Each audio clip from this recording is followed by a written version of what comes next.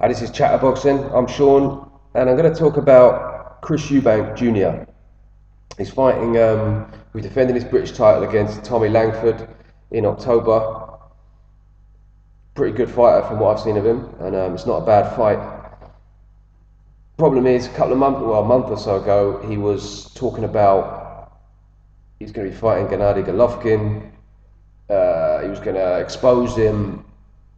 He didn't really see how Golovkin could beat him, and a lot of big talk didn't back it up. The negotiations fell through, and he ended up looking like a bit of a pillock. Um, that said, personally, I believe that he's actually in quite a good position now, potentially, if he sort of plays his hand well. Anyway, I think he is.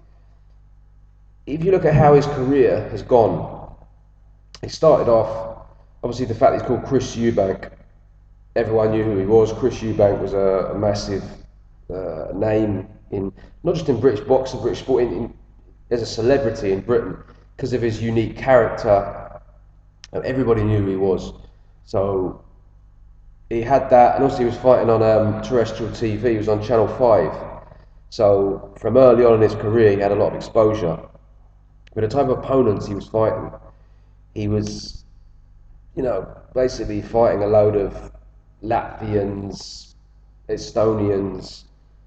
I don't know if they were like semi-professional, but people who were just coming over to get paid to be beaten up, basically. Some of them looked like their boxing training consisted of going to the park with a couple of mates doing the pads.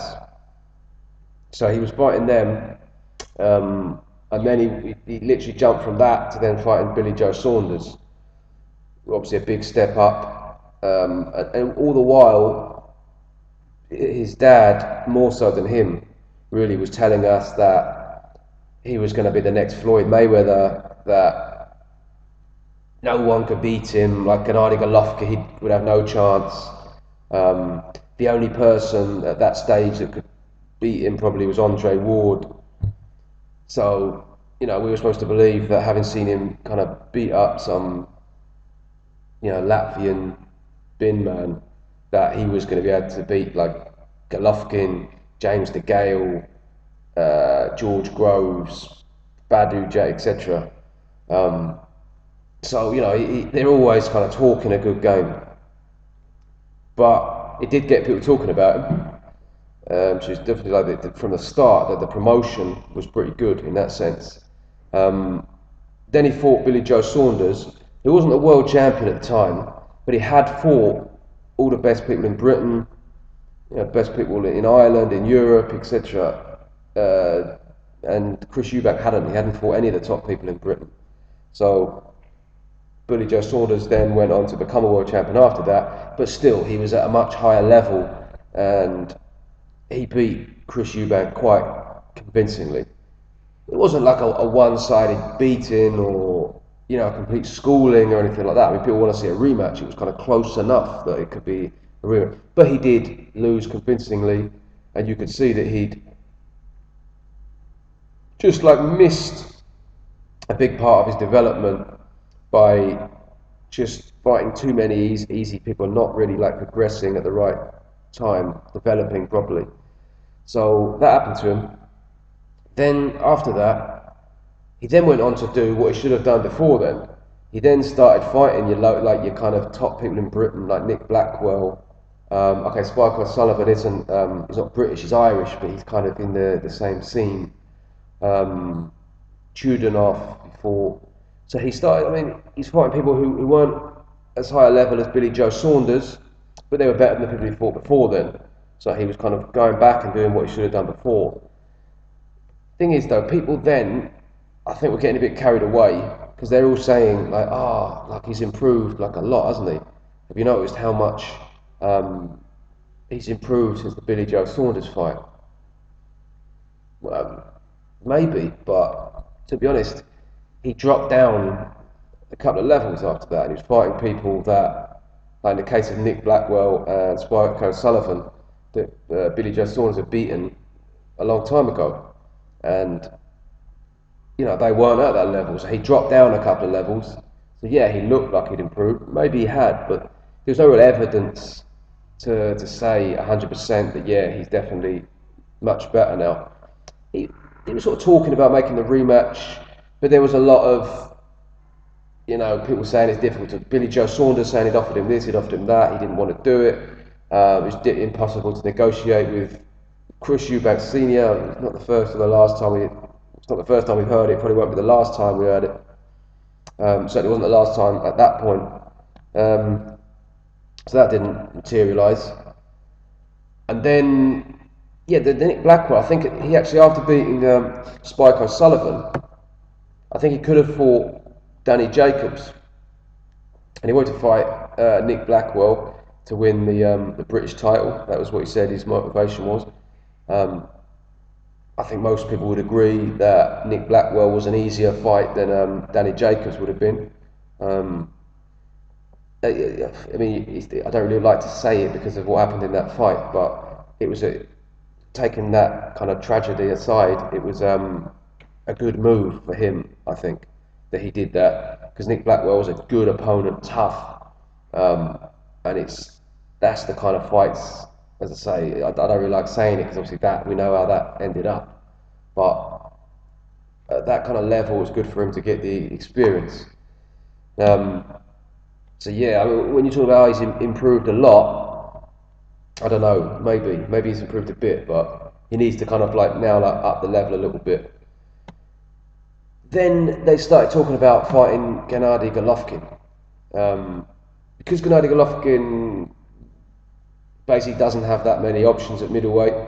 The two best people in the division that haven't fought him yet, Billy Joe Saunders and Danny Jacobs, for whatever reason don't want to fight him. So he was there saying, yeah, I'll fight him. So it made everybody look at him thinking, this bloke looks serious. Because again, there was a good kind of, the image of him was well marketed. You've got, I mean, he fought Billy Joe Saunders, and he didn't look amazing, he didn't look bad either, and that's against a world-class opponent. You've got these kind of highlight reels of him looking very good. He is an entertaining fighter to watch. And then he does quite a lot of good stuff on social media, on lots of little short videos of him training, doing like mad combinations, looking very, very strong, very sharp. And then you see him doing a little pad routine with Floyd Mayweather Sr. A lot of good little short, sharp bits and pieces. People look at it and they're like, "Wow, he's Chris Eubank Jr. Yeah, he looks the business." And then the stuff that he's saying as well. You've got like Saunders and Jacobs, like kind of avoiding Triple G. He's there saying, "Yeah, I'll fight you. I'm up for it. I'm this. I'm that." And then you've got Chris Eubank Sr. telling us these stories about him taking him to, taking him around, taking him to Cuba to spar like heavyweights, getting like bashed up by heavyweights, but like still standing his ground. So, and we know how good a chin Chris Eubank Sr. had. So, all these kind of elements pieced together made him look like a serious opponent for him, to some people, particularly with the absence of a real alternative. So people were kind of, at that point, desperate for any kind of challenge for Gennady Golovkin. So, yeah, so they kind of thought that he would be a decent opponent. So he kind of talked himself into that one. Got quite a lot of people believing him. And then it just fell through. Now, when it fell through initially, a lot of people were thinking, okay, this is their fault. We know what Chris Eubank Sr. is like. Did they really want it? That was kind of like what a few people, a lot of people, I suppose, quite, the Golovkin detractors, kind of quite quick to start saying, "Oh, wait, it's obviously his fault. He's like avoiding real tough competition." Maybe a lot of people who were kind of Canelo fans, especially, just after that had happened with Amir Khan, and everybody was kind of caning him for that. And then the thing with Brooke. So a lot of people at that early stage were quite quick to try and blame him And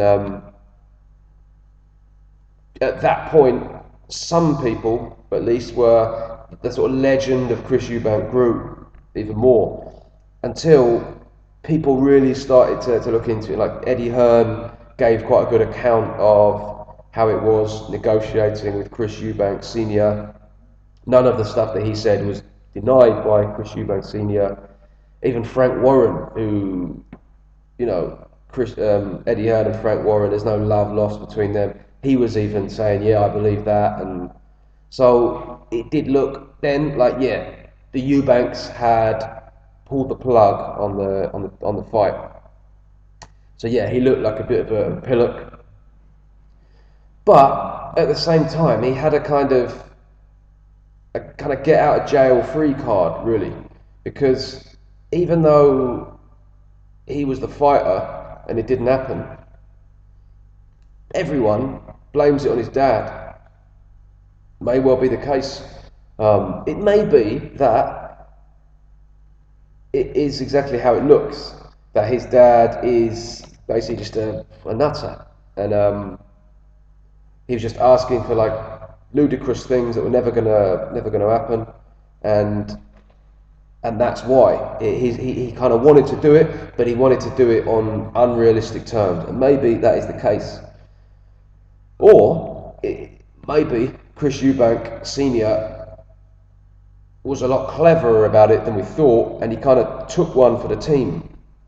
Because if you think about it, like by putting their name in there in the mix with Golovkin, it's kind of his status like around the world. People started to know a lot about him. You know, people in like America, all over the world, really. Like people are now seeing Chris Eubank. They start paying attention to him, and he's a very entertaining fighter to watch. So even though he's never really done anything beyond, he's like the British champion, good achievement, but he's not a world champion. He's not on the world level, but he's kind of talked about as if he is, and he's put up there his stock within world boxing is a lot higher than it could be. I would say should be, I would say could be, with relation to what he's actually achieved. So he's done all that, but without actually having to back it up. Now, I think most people will look at that and they'll say, Chris Eubank has, he's kind of pulled out of the fight. He didn't want to fight Golovkin, but it's not really his fault. I'm sure he would have done. He's a really good fight. He's well up for it, but like his dad has just kind of messed it up for him. That's basically what people are thinking. So if that is the case, then he's done that pretty well, really, in my opinion. What I would say though is that I think now that strategy, if that is a strategy, has run its course. I don't think the boxing public are going to accept any more of that. I think it's worked pretty well to get to this stage, but I don't think really you can continue like just pulling mad moves and then blaming it on your dad, or letting other people blame it on your dad. I think now listen, if I was Chris Eubank, or if I was advising Chris Eubank, I would say to him, to be honest, right now you are in a pretty strong position. For the reasons I just said, you've now got like quite an elevated status in world boxing, more than you really deserve. And you're kind of progressing quite nicely. You're fighting against decent fighters.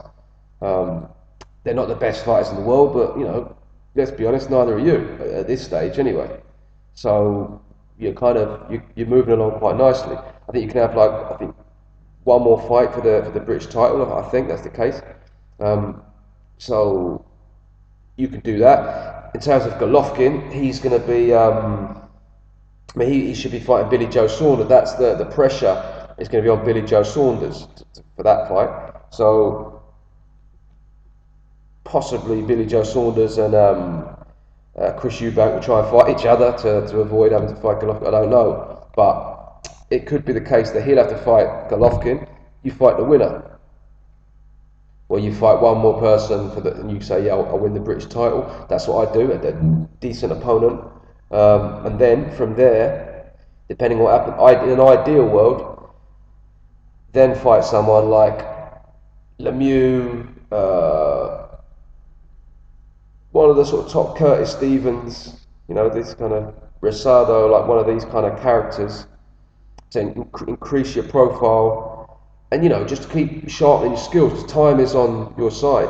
Like people like Golovkin. If he'd have fought Golovkin then, I don't think he would have had much of a chance. I think he would have taken quite a beating in that fight. I think it would have been a shock to him, the difference in level. I think he's a very, very tough Chris Eubank, so I think he wouldn't have been just sort of knocked out like straight away. It could have been like Martin Murray sort of style. I think he would have eventually just got stopped, but I don't think it would have done him any good fighting him then. So yeah, I think where he's at now, I think this is better for him. I think in terms of the Tommy Langford fight, I think that's actually quite a good fight. I'll do like a breakdown nearer the time, but I quite like what I've seen of Tommy Langford. I don't think I think Eubank should be the favourite, but I think he looks quite good. He's got quite good, just kind of, I would say, sort of good fundamentals. He fights well from range. He's got good long punches, good straight right hand, and he kind of moves in and out of distance quite well. He keeps it at long, which is it's what you want to do really against Chris. You don't want to be in range to get those uppercuts. You want to be keeping it long. Even his hooks come in from long range, Langford, and his defence is reasonably tight. It's we'll sort of get more into that when we'll do the actual breakdown for the fight. But I do think it's a good opponent for him, and I do think that it was good for him in the long run that he didn't fight Triple G, and I think he's got away with it. I think people are blaming it on his dad. So up to now, I think that's worked pretty well. But I do think that it's run its course now, and it can't really play that card anymore. So yeah, that's my thoughts on it. I mean, I don't know if any of you think anything different, but I'd be interested to know what you think. But yeah, I'm going to leave it at that. So thanks very much for watching.